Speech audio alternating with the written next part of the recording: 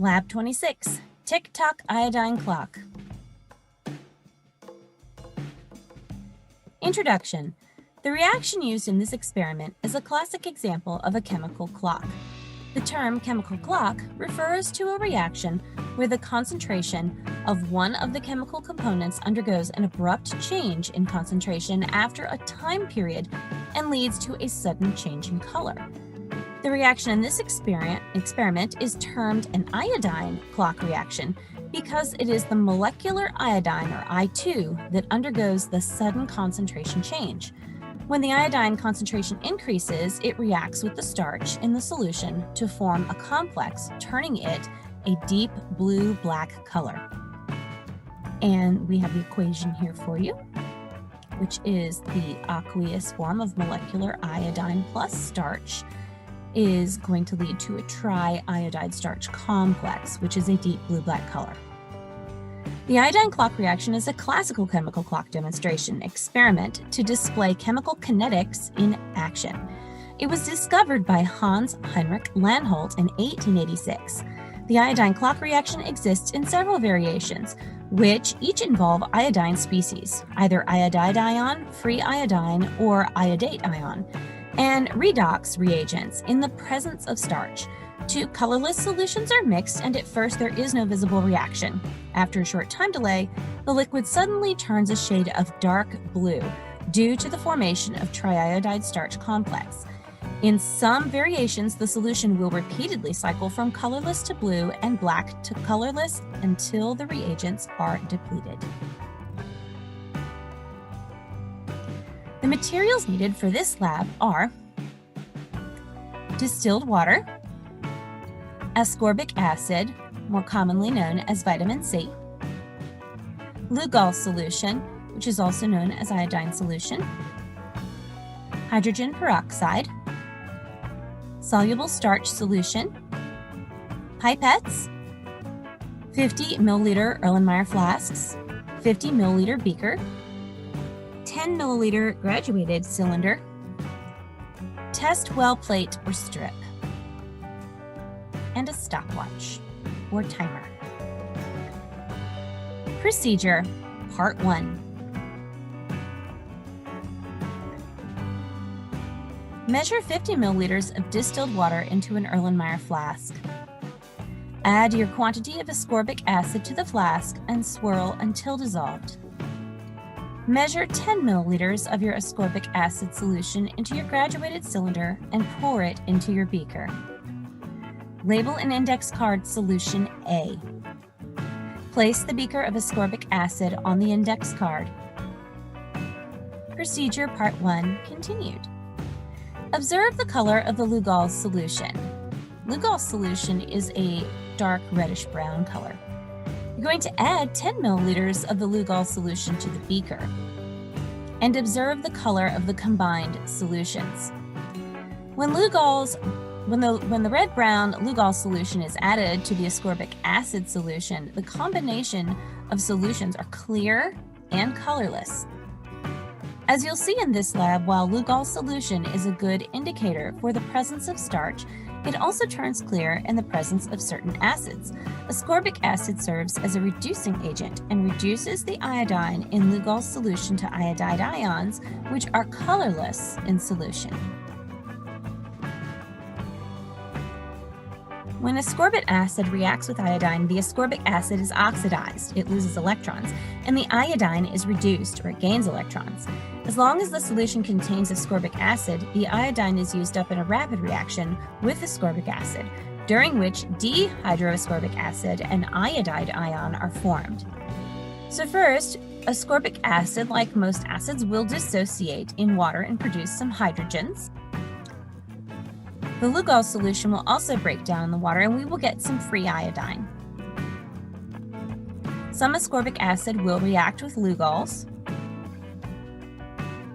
and we will also have ascorbic acid and iodine together, which will result in the oxidation of the ascorbic acid and the production of iodide.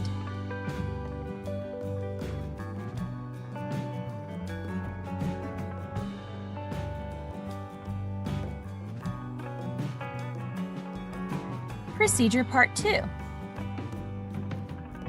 Rinse your graduated cylinder with distilled water. Measure 10 milliliters of the distilled water into your graduated cylinder and add it to your second Erlenmeyer flask. Then you're going to measure 10 milliliters of hydrogen peroxide into the graduated cylinder and add it to the Erlenmeyer flask. So next you'll add 4 milliliters of soluble starch solution to your Erlenmeyer flask. So now your Erlenmeyer flask contains distilled water, hydrogen peroxide, and some starch solution. You're going to swirl this until it's very well mixed, and you're going to label an index card Solution B.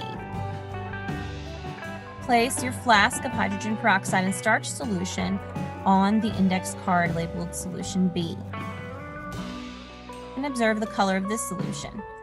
So as you can see, Solution B is clear, but it's a little bit more cloudy than A. Both are colorless. So in part 1, we evolved iodide, and we did also evolve some iodine. Now we're about to evolve more iodine by using our new solution to combine with our first solution.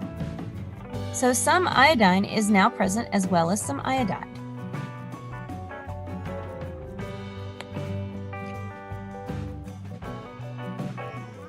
So some iodine is now present along with some iodide. Using iodine to test for the presence of starch is a common experiment. A solution of iodine, or I2, and potassium iodide, which is Ki, in water has a light orange-brown color, and if it's added to a sample that contains starch, the color changes to a deep blue. So how does this color change work? Starch is a carbohydrate found in plants. It consists of 2 different types of polysaccharides that are made up of glucose units, which are connected in 2 different ways. One is a linear amylose, and the other is a branched amylopectin. See the graphic over there to the right. Amylose is the compound that is responsible for the blue color. Its chain forms a helix shape, and iodine can be bound inside that helix. The colors are caused by so-called charge transfer complexes. Molecular iodine is not easily soluble in water, which is why potassium iodide is added. Together they form polyiodide ions, and these are of various types. They can be ions of I N negative, I3, I5, or I7 negative. Negatively charged iodide in these compounds acts as a charge donor, and the neutral iodine as a charge acceptor.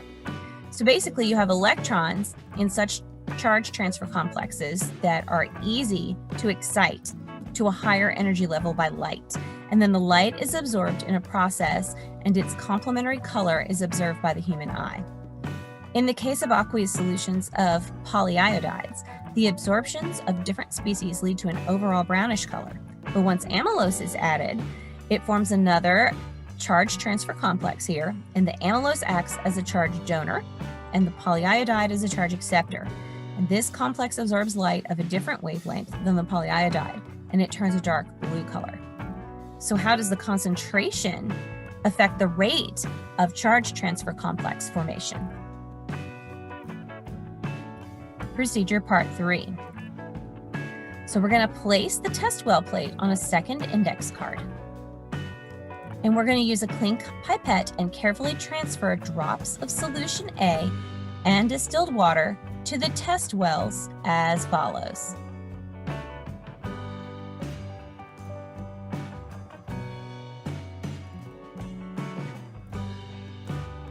So as you can see, we have 5 drops of solution A to 20 drops of water in test well 1, which is rather dilute. And then test well 5 is just 25 drops of solution A and no drops of water. So our dilutions are greater to the left and more concentrated towards the right.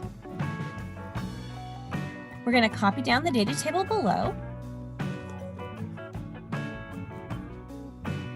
And as we continue part 3 of our procedure, this is where we need a team effort. So we needed to borrow members from other teams, and the goal is that as quickly and as simultaneously as possible, you need to add 3 drops of solution B to each of the 5 test wells while simultaneously starting your timer. One teammate must watch the test wells carefully for color change. A second teammate must watch the timer, and a third teammate must record the data in the table. 2 and then 3. This one was going 0, 1, 2, 33 for that one. Cool. I'm so sorry. Okay. It's fine. Nothing's happened yet. Yeah, Make sure Cole can see because he has timer. 37. Don't pause it, Cole. Just tell me what it is when it happens. Keep them all right here. The middle one was actually the last one. 15 seconds. Okay, first. Oh, there's some blue in the first. First two. In well 1, There's some blue in the next one. Yeah. Yeah. At 17 seconds. Oh, right there. Okay. They all have blue in them. That's all of them, 30 seconds, 31. This one has a little blue in it. Okay. That's just really fast. Oh, whoa. Mine's like completely black. Nice. Look at that. Very nice. The main one's only black on the top, but this one's super black. This is the order in which they went. Really cool. This is the times. No, that one. Do I get Wait, it? All right, Drew, are you trying to get in there? Drew. Don't pour it yet, don't pour it yet, don't pour it yet. Move over. Pedal it. Okay. Switch, Drew. Gonna go around. Drew, this is gonna go great. I know. 148. You start. 1, 2, go. We're doing y'all. There. I don't think I put my last one. Way more than 3 drops. No, I put 3. No, we put 3. I thought. He told me he put 12 in ours. I'm pretty sure he just dropped it all and didn't count. Yeah, he's That one's turning, I'm gonna say 7. No, that's too faint. That one's turning 17 or 18, sorry. Okay, Look at your 18, phone. 22, 18 and 22. 18 and 22. 27, 27. 30. That one was first. 30. That one turned, okay, 40. Oh my God. Sorry, 35. Look at that. Okay, so 40 five and from 35. I don't numbers. know what I'm doing. Okay, do it. What was that?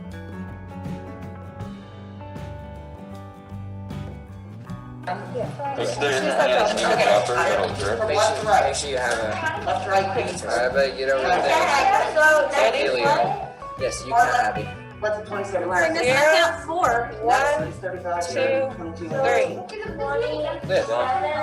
Okay, no, put them over here on this board. Alright, Cole, tell me the timestamps. Or make sure you're, Bailey, make sure you write down what Cole's saying. Cole, what time is it?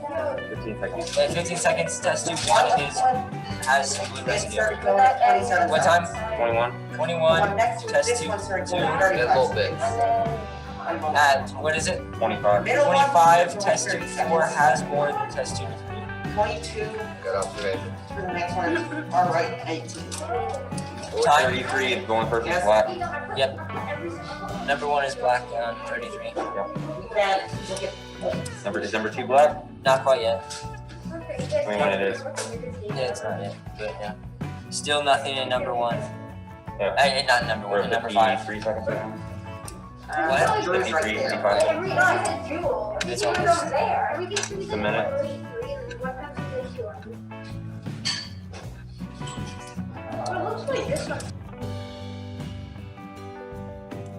Lastly, complete your data table. So here's our data table, and these are our class average figures.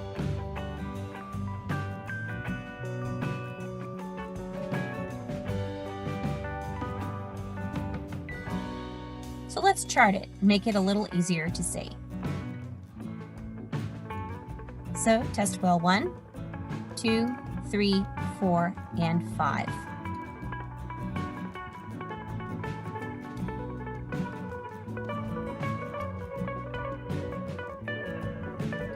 Data and analysis. Which combination of volumes reacted the fastest and the slowest, and why do you think this was so?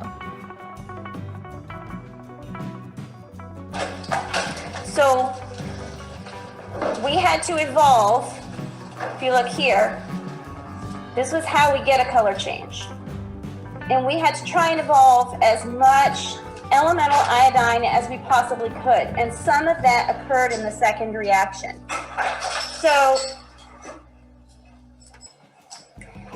as far as which one of these was likely to finish last or finish first, this one had less elemental iodine to begin with, right? Because it had less of its solution A to solution B. We had a lower concentration here. This was way more dilute because it was 5 drops of solution A to the 20 drops of water. So because of that, it finished more quickly. It didn't have as much to do, basically. And in this case, it took longer because there was more of it to be consumed. Does that make sense? All right, does anybody have any thoughts on that, or? What are some possible sources of error, and what procedural improvements could be made to help achieve more accurate results? Okay, so then our last question to look at for lab was this one here. So what are some sources of error, and what are some things you could do to make the lab more efficient or get more accurate results? So the biggest one was like, obviously we didn't all perfectly drop them at the same rate, just because it's not possible. So we need one of those connect 4 things where like you pull the tab and it all drops at the same time. They all drop at the same time? Or you can titrate. There you go. Yep. And different sizes of drops, and Alex somehow squirted all of his in. Yeah, that happens. I probably want to help.